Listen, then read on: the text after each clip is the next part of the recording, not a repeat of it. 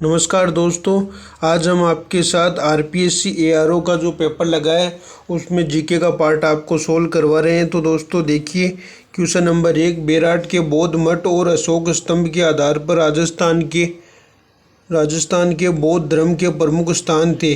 तो आपको बताना है कि बेराट के बौद्ध मठ और अशोक स्तंभ के आधार पर राजस्थान के बौद्ध धर्म के प्रमुख स्थान कौन कौन से थे। तो दोस्तों इसमें हम बात करेंगे कि बेराट बौद्ध धर्म से संबंधित था और लालसोट ये भी दौसा बेराट के पास का क्षेत्र है, ये भी था। इसमें शेरगढ़ बारा वाला क्षेत्र भी शामिल है। नगरी चित्तौड़गढ़, ये सारे स्थान बौद्ध मठ से संबंधित है। तो आपका ऑप्शन नंबर 1 राइट हो जाएगा इसके अंदर। तो दोस्तों 1 नंबर आंसर आपका राइट हो जाएगा। क्वेश्चन नंबर 2 देखते हैं। क्वेश्चन नंबर 2 है दोस्तों, तारागढ़ आपके अजमेर के अंदर है। अचलगढ़ दोस्तों सिरोही के अंदर है। जरगा उदयपुर के अंदर है और ये बाबा ये आपकी जयपुर के अंदर है। तो इसके अंदर पहले में 3 नंबर हो जाएगा, तारागढ़ वाले में 1 नंबर और अचलगढ़ के अंदर सिरोही और जरगा आपकी उदयपुर के अंदर है। तो इसका आंसर नंबर आप मिला लीजिए, पहले में 3। तो देखिए दोस्तों इसके अंदर आपका ऑप्शन नंबर 2 राइट हो जाएगा। अब हम देखते हैं क्वेश्चन नंबर 3, सूची 1 और सूची 2 को आपको मिलाना है कि कौन सी नदी कहां से उद्गम होता है। तो देखते हैं खमनोर की पहाड़ियाँ कहां से निकलती है। तो दोस्तों खमनोर की पहाड़ियाँ है वो आपकी राजसमंद जिले से निकलती है। खमनोर की पहाड़ियाँ से कौन सी नदी निकलती है? बनास नदी निकलती है। बनास नदी खमनोर की पहाड़ियाँ ये आपका कहाँ है? राजसमंद जिले के अंदर है दोस्तों ये। अब हम बात करते हैं बेराट की पहाड़ियाँ दोस्तों उदयपुर के अंदर है। बेराट की पहाड़ियों से आपकी बाणगंगा नदी निकलती है। बेराट की पहाड़ियाँ कहाँ हैं? जयपुर के अंदर। यह आपकी जयपुर के अंदर बेराट की पहाड़ियाँ। खंडेला से बात करें तो दोस्तों खंडेला से आपकी कांतली नदी का उद्गम होता है। तो इसके अंदर आपका 1 नंबर हो जाएगा। अब हम देखते हैं सेवर की पहाड़ियाँ दोस्तों उदयपुर के अंदर है और उदयपुर से आपकी नदी निकलती है, साबी नदी। तो ये आपका 16 हो गया, आप मिला लीजिए ऑप्शन। तो देखते हैं खमनोर की पहाड़ियों से कौन सी नदी का उद्गम होता है। खमनोर की पहाड़ियाँ राजसमंद से बनास नदी का उद्गम होता है। तो पहले में 3 किस में आ रहा है? पहले के अंदर 3 की बात करें तो इसमें आ रहा है। तो 2 नंबर आपका ऑप्शन राइट सही हो जाएगा। अब हम देखते हैं क्वेश्चन नंबर 4, जनगणना 2011 के अनुसार राजस्थान में सर्वाधिक कुल जनसंख्या का सही क्रम है। तो आपको बताना है कि जनसंख्या में सर्वाधिक सही क्रम कौन सा है। तो देखते हैं क्वेश्चन नंबर 4 का ऑप्शन कौन सा सही है। तो दोस्तों सबसे ज़्यादा बात करें तो आपका नागौर जिले के अंदर सबसे ज़्यादा, यहाँ आपका ये 3 नंबर ऑप्शन होगा। इसके लिए हमने आपके लिए ट्रिक बना रखी है, जजो अनाऊ। तो इसके अंदर दोस्तों 5 जिले हैं जो जनसंख्या में बड़े हैं, उन सभी का 5 का नाम आ जाएगा, जयपुर, जोधपुर, अलवर, नागौर और उदयपुर। तो दोस्तों आपको यहाँ नागौर से पूछ रहा है तो ये थोड़ा डीपली क्वेश्चन है, आप इसको याद कर लीजिए। अब हम देखते हैं क्वेश्चन नंबर 5। तो दोस्तों क्वेश्चन नंबर 5 है, 1925 में अखिल भारतीय जाट महासभा का अधिवेशन आयोजन हुआ। तो दोस्तों अखिल भारतीय जाट महासभा का जो अधिवेशन आयोजन हुआ वो कब हुआ? ये आपका प्रथम पूछा है 1925 में। 1925 के अंदर आपका अजमेर ज़िले के अंदर जाट महासभा का जो अधिवेशन हुआ था वो अजमेर ज़िले पुष्कर में हुआ। तो ऑप्शन नंबर 4 राइट हो जाएगा। निम्नलिखित में से किस जिले में कोई नदी नहीं बहती? तो हम बात करते हैं कि कौन सा ज़िला है जिसमें कोई नदी नहीं बहती। तो बीकानेर ज़िला आपका राइट हो जाएगा, क्योंकि बीकानेर और चूरू जिले के अंदर कोई नदी नहीं बहती। तो यह आपका ऑप्शन नंबर 3 राइट हो जाएगा। अब हम देखते हैं क्वेश्चन नंबर 7, जोधपुरी साफा को प्रसिद्ध करने का श्रेय जाता है। तो किसके द्वारा जोधपुरी साफा को प्रसिद्ध किया गया था? तो दोस्तों इसके अंदर आपका एक तो ये उदय सिंह और जसवंत सिंह दोनों लग रहे हैं। तो ये आरपीएससी द्वारा क्वेश्चन डिलीट कर दिया गया है। तो ये क्वेश्चन आपका डिलीट है, इसमें 2 ऑप्शन थे तो ये आपका गलत माना गया है। कोकरू आभूषण शरीर के किस हिस्से में पहना जाता है? तो दोस्तों कोकरू आभूषण शरीर के किस हिस्से में पहना जाता है? तो कोकरू एक प्रकार से कान में पहना जाता है दोस्तों, ये कान का आभूषण है। 1 नंबर आपका राइट होगा। अब हम देखते हैं प्राचीन पंचमार्क जो सिक्के थे का समय था। जो प्राचीन पंचमार्क के सिक्के थे उनका समय क्या था? तो दोस्तों प्राचीन जो पंचमारक थे उनका समय था 800 से 1500 ईस्वी के बीच में प्राचीन पंचमारक के सिक्के चलते थे। अब हम बात करते हैं पंचमारक के जो सिक्के थे वो कहाँ से प्रसिद्ध थे। उदयपुर के अंदर दोस्तों, मेवाड़ के अंदर पंचमारक के सिक्के थे वो प्रसिद्ध थे। तो आपका ऑप्शन नंबर 1 राइट हो जाएगा। अब हम देखते हैं क्वेश्चन नंबर 11। 10 त्यांग भूमि मासिक हिंदी समाचार पत्र के 64 में से कितने पृष्ठ स्त्रियों की सामाजिक जागृति के लिए आरक्षित थे। तो ये भी थोड़ा कठिन क्वेश्चन है। तो आप इसका आंसर देखिए दोस्तों, इसका आंसर 16 पेज थे जो महिलाओं को सामाजिक जागृति से संबंधित थे। ऑप्शन नंबर 4 इसमें राइट हो जाएगा। अब हम देखते हैं क्वेश्चन नंबर 11। राजस्थान वानिकी जैव विविधता परियोजना फेज 2 के वित्तीय सहायता उपलब्ध करवाई थी। तो किसके द्वारा वित्तीय सहायता उपलब्ध कराई गई थी। तो दोस्तों जैव विविधता परियोजना कब लागू की गई थी, हम बात करें तो जैव विविधता परियोजना आपकी 2010 से लागू की गई थी। 2010 से इसके अंदर 2010 से 2018 तक का लक्ष्य रखा गया था इसके अंदर। और ये जापानी अंतर्राष्ट्रीय कोऑपरेशन एजेंसी के द्वारा स्टार्ट की गई थी इसकी सहायता से। तो ऑप्शन नंबर 2 आपका राइट आंसर हो जाएगा। अब हम बात करते हैं क्वेश्चन नंबर 12। चंद्रराज की रानी रुद्राणी जो पुष्कर में प्रतिदिन 1000 दीपक जलाकर भगवान महादेव की उपासना करती थी, किस वंश से संबंधित थी। तो ये दोस्तों बहुत ही इंपॉर्टेंट क्वेश्चन है। भगवान महादेव की उपासना करती थी, किस वंश से संबंधित है, आपको बताना है कि कौन से वंश से संबंधित है। तो दोस्तों वो शाकंभरी के चौहान वंश से संबंधित रानी थी जो चंद्रराज की रानी थी रुद्राणी, जो शाकंभरी के चौहान शासक की रानी थी, जो एक शिव की उपासक थी। अब हम बात करते हैं भरतपुर प्रजामंडल का पंजीकरण करने के बाद उसका नाम बदलकर रखा गया। तो दोस्तों भरतपुर प्रजामंडल का जो पंजीकरण करने के बाद उसका नाम क्या रखा गया था, तो उसका नाम रखा गया था आपका भरतपुर प्रजा परिषद। भरतपुर प्रजामंडल का नाम बदल कर रखा गया था भरतपुर प्रजामंडल। अब हम देखते हैं क्वेश्चन नंबर 14। वाद विवाद शैली में लिखे गए ग्रंथ चोपड़ा संबंधित है। तो दोस्तों चोपड़ा किससे संबंधित ग्रंथ था, तो चोपड़ा आपका निष्कलंक संप्रदाय से संबंधित था। ये निष्कलंक संप्रदाय कहाँ से संबंधित है दोस्तों, ये निष्कलंक संप्रदाय आपका मेवाड़ क्षेत्र से संबंधित है। अब हम बात करते हैं क्वेश्चन नंबर 15। 2011 की जनगणना के अनुसार निम्नलिखित में से किस जिले में नगरीय जनसंख्या का प्रतिशत सर्वाधिक है। तो दोस्तों 2011 की जनगणना के अनुसार नगरीय जनसंख्या किस जिले में सर्वाधिक थी। तो 2011 के अनुसार हम बात करें तो कोटा जिले की नगरीय जनसंख्या सर्वाधिक थी, नगरीय जनसंख्या कोटा की। और बात करें ग्रामीण जनसंख्या की तो ग्रामीण जनसंख्या की आपकी प्रतापगढ़ हो जाएगा।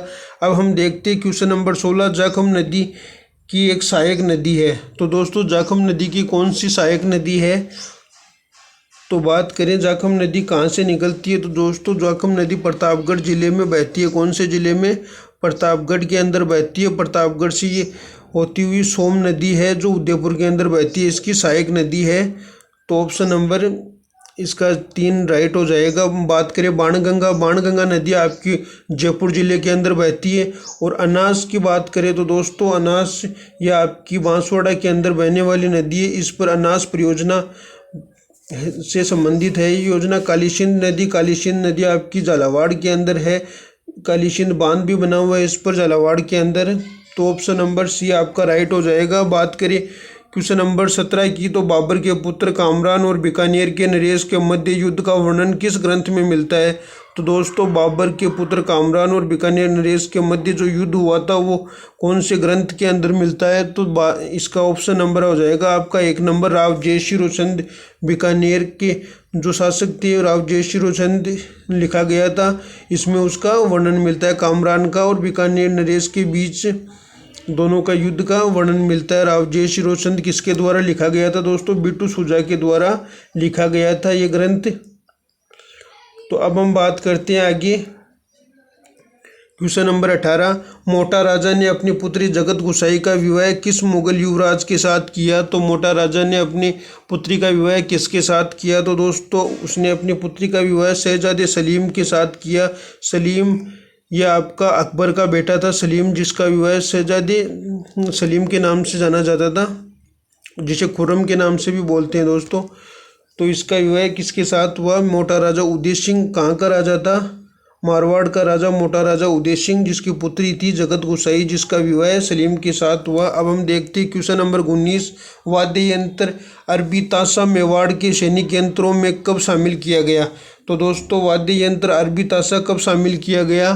तो इसका आपका ऑप्शन नंबर 2 राइट हो जाएगा। कुंभा और सारंगपुर के युद्ध में मोहम्मद को पराजित करने के बाद।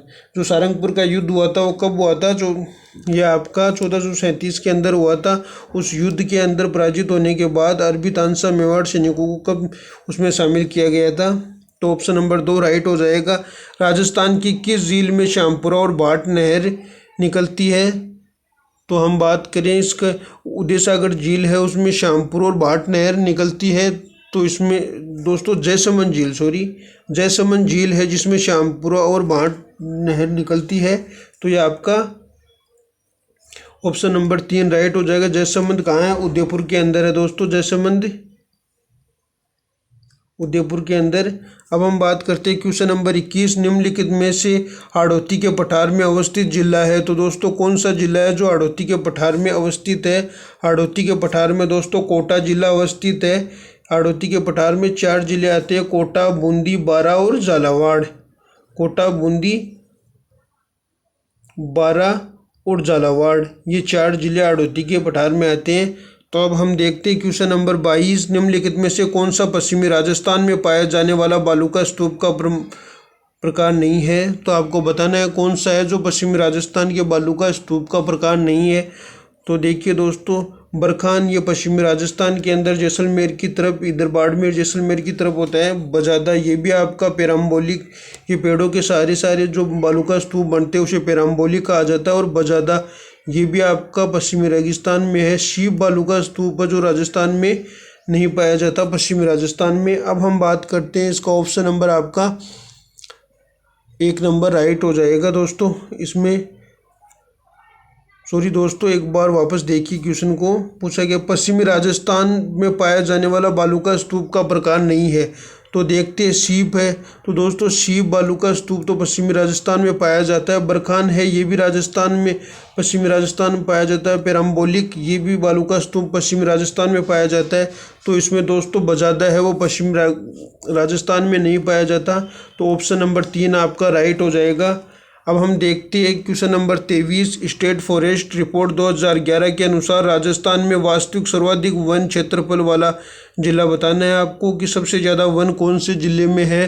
तो दोस्तों सबसे ज़्यादा वन है वो आपके एक तो उदयपुर अलवर ज़िले में सबसे ज़्यादा वन है। इसके लिए हमने आपके लिए ट्रिक बना रखी है, उदय अल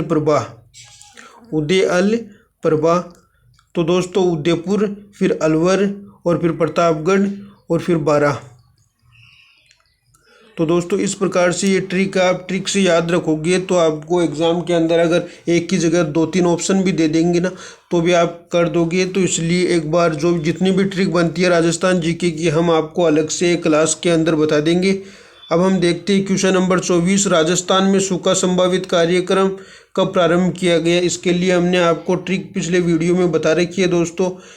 RSSMB का अलग से हमने पेपर सेट स्टार्ट कर रखी है क्लास, उसमें आपको बता रखा है इसकी ट्रिक। तो आप बताइए, आपको बताए तो दोस्तों इसकी ट्रिक है सूखा संभावित क्षेत्र कार्यक्रम कब स्टार्ट किया गया? तो दोस्तों सूखा संभावित क्षेत्र कार्यक्रम आपका 74-75 के अंदर। इसके लिए हमने ट्रिक बनाई थी कि सूख कर मर गयो। तो दोस्तों सूख यानी सूखा पहले आएगा, तो सूखा आपका हो गया 1974-75 और 75 के अंदर आपका सूखा हो गया। और मरु विकास कार्यक्रम आपका 1977 और 78 के अंदर मरु विकास कार्यक्रम है। तो दोस्तों ये दोनों क्वेश्चन बार बार रिपीट हो रहे हैं RSSMB और RPSC के एग्ज़ाम में, तो डेफिनेटली इनमें से एक क्वेश्चन कन्फर्म आता है। तो दोस्तों इसको याद रखिए, माउंट आबू के आसपास जहां 150 सेंटीमीटर से अधिक वन पाए जाते हैं। तो दोस्तों कौन सा क्षेत्र है जो माउंट आबू में जो सदाबहार वन है माउंट आबू में सबसे अधिक पाए जाते हैं? तो आपका ऑप्शन नंबर 1 इसमें राइट हो जाएगा। उष्णकटिबंधीय सदाबहार वन सबसे ज़्यादा सदाबहार वन है और इनका प्रतिशत है 0.39, ये 0.39% वन है जो पाए जाते हैं माउंट आबू के आसपास। अर्ध उष्ण सदाबहार वन तो क्वेश्चन नंबर 26 की बात करें, राजस्थान के किस जिले में पहियों पर खड़ी एशिया की सबसे बड़ी तोप है? तो एशिया की सबसे बड़ी तोप कौन से दुर्ग में है? तो दोस्तों एशिया की सबसे बड़ी तोप है वो आपकी जयगढ़ दुर्ग के अंदर है, जयपुर के अंदर है जयगढ़ दुर्ग। उसके अंदर सबसे बड़ी एशिया की तोप रखी हुई है, जिसे जयबाण तोप के नाम से जाना जाता है, उसे जयबाण तोप के नाम से जाना जाता है। तो ऑप्शन नंबर 3 आपका राइट हो जाएगा। अब हम बात करते हैं निम्नलिखित में से कौन सा युग्म सही नहीं है। तो दोस्तों आपको गलत बताना है कि कौन सा छापरवाड़ झील कहाँ है। दोस्तों छापरवाड़ झील आपकी जयपुर के अंदर है, ये आपका सही है ऑप्शन नंबर 1। बात करें तालछापर, तालछापर चूरू के अंदर है। बालसमंद, बालसमंद दोस्तों बालसमंद राजसमंद में नहीं है दोस्तों, बालसमंद जोधपुर के अंदर है, तो ये आपका गलत हो जाएगा।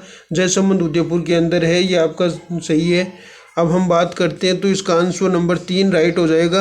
अब हम बात करते हैं हाली द्वारा हल जोतना आरंभ करते समय ये गोगा राखड़ी बांधी जाती है, उसमें किसकी गांठें होती है?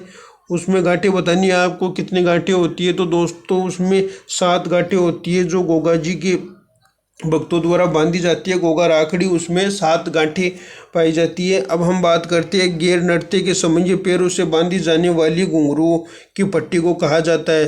तो दोस्तों गैर नृत्य के समय जो पैरों में बांधी जाती है घुंघरू से पट्टी को क्या कहा जाता है? तो उस पट्टी को कहा जाता है आपका चंगू। तो दोस्तों उस पट्टी को क्या कहा जाता है? रामजोड़, रमजोड़ होता है ना, उसे रामजोड़ कहते हैं। जो एक प्रकार से रमजोड़ के रूप में घुंघरू के रूप में बांधी जाती है, उसे क्या कहा जाता है? रामजोड़, उसे रामजोड़ कहा जाता है। अब हम बात करते हैं दोस्तों क्वेश्चन नंबर 30, राजस्थान में पर्यावरण व जलवायु परिवर्तन निर्देशालय की स्थापना की गई। तो दोस्तों राजस्थान में पर्यावरण और जलवायु निर्देशालय की स्थापना कब की गई थी? 2019 के अंदर राजस्थान में पर्यावरण और जलवायु निर्देशालय की स्थापना की गई थी। तो दोस्तों ये हमने ARO का पेपर आपको सोल्व करवा दिया RPSC का। तो दोस्तों कल से हम डेली रेगुलर ऐसे क्लास रहेगी हमारी, जितने भी आई हुई एग्ज़ाम में क्वेश्चन है वो सभी आपको सोल्व कराएंगे। तो दोस्तों क्लास को लाइक एंड सब्सक्राइब करना ना भूलें।